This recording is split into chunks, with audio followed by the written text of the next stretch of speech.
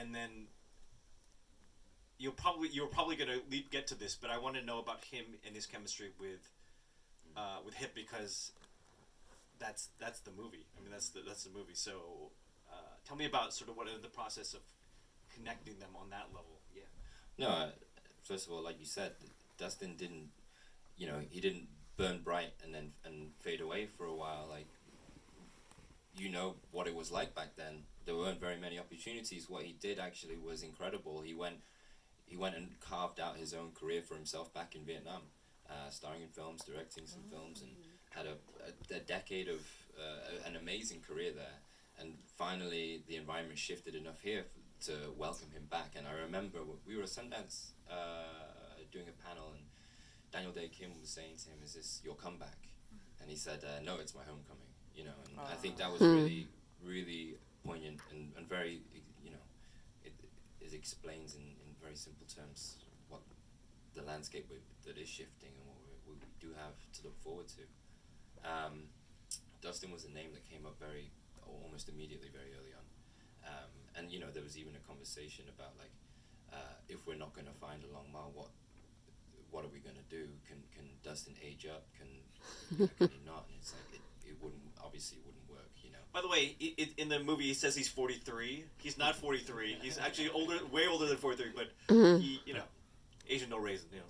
I mean, and that's interesting. We've never seen him with short hair, with buzzed hair before. He's got a very beautiful head of hair that he typically has. So that was a journey for him too. But no, I mean, I met him early on, had lunch with him down in Little Saigon, and we connected.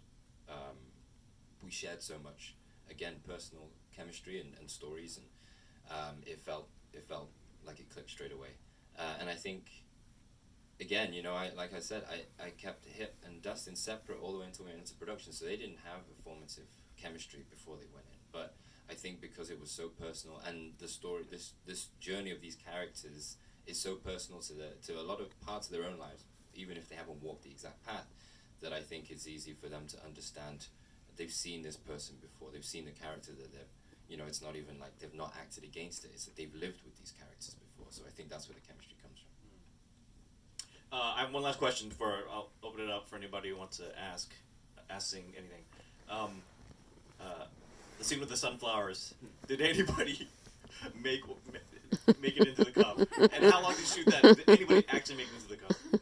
Fee actually got it in straight away, pretty much straight away. And I was like, oh no, now it looks too easy. Fee, who plays Eddie, and of course it would be him. No, I mean, like it was a beautiful day. Obviously, it means a lot. There's layers to it. There's 3 generations. There's a family. There's all these things.